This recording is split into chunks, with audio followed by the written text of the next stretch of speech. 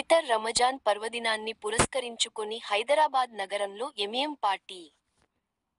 జాతీయ కార్యాలయంలో ఏర్పాటు చేసిన ఈద్ మిలాప్ కార్యక్రమానికి హాజరైన ఎంఎం పార్టీ కరీంనగర్ అధ్యక్షుడు సయ్యద్ గులాం అహ్మద్ హుస్సేన్, జాయింట్ సెక్రటరీ హఫీజ్ సయ్యద్ మొయిజుద్దీన్ ఖాద్రీ యూసుఫ్,